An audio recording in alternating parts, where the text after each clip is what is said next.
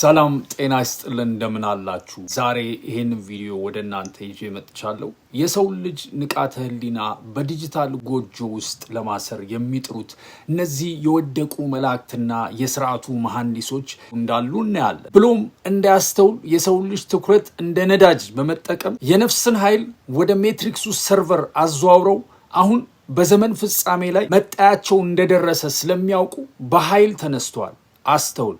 በመጨረሻ ሰዓት የተዘጋጀልን የክብር ተስፋ እንዳታጣ። ይህንን ቪዲዮ የምትሰማ ከሆነ እስከ መጨረሻ ተመልከት። የንቃተ ህሊና ማዳበሪያ የሚሰጥ ንቁ ትምህርት ነው። ሰውን በዲጂታል መስዋዕት ስር በማስገበር የራሱ የሆነ ሉዓላዊ የኑሮ መሰረት መሬት ሰብል እንዳይኖረው አደንዝዞ ከ5000 ዓመት በላይ ሲገዛ የቆየው ሊወረወር ጥቂት የመለኮት ጊዜ ቀርቶታል። መጽሐፍ ቅዱስም የዚህ ዓለም ገዢ ይለዋል።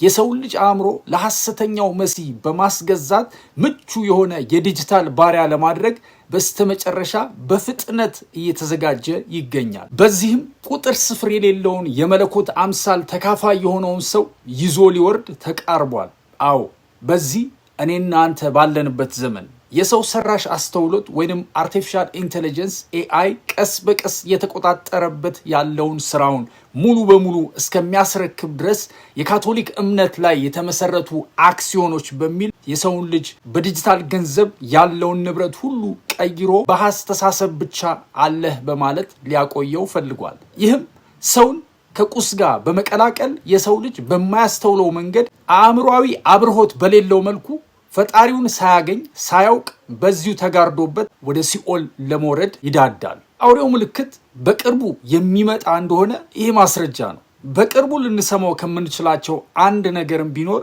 የአውሬው ምልክት እንዲሁም የአርቲፊሻል ኢንተለጀንስ ወይንም ሰው ሰራሽ አስተውሎት ሙሉ በሙሉ የሰውን ስራ ይረከባል። ከዛ በፊት ግን አንድ የሚሆን ወሳኝ ነገር አለ። ይሄም የሰው ልጅ መቀነስ ከ7 ቢሊዮን ህዝብ ወደ 2.5 ቢሊዮን ለማውረድ ተነስቶ ይገኛል። ይሄው የተጣለው መላእክት ከአሽከሮቹና ዘሩን ከቀላቀለባቸው ሰዎች ጋር በመተባበር በመጨረሻው ዘመን የምናየው ነገር ነው። በዓለም ላይ ለብዙ 100 ዓመታቶች በኢንስቲትዩሽን ስም ሲሰሩ ያሉ እነዚህ ድርጅቶች WEF ወርልድ ኢኮኖሚክ ፎረም፣ UN ዩናይትድ ኔሽን፣ እንዲሁም ኔቶ ኖርዝ አትላንቲክ ትሪቲ ኦርጋናይዜሽን፣ WHO ወርልድ ሄልዝ ኦርጋናይዜሽን እንዲሁም የተለያዩ ሻዶ የሆኑ በድብቅ የሚሰሩ ኤንቲቲዎች አንድ ላይ የተቀናጁበት ስራ መሆኑን ልንዘነጋ አይገባም።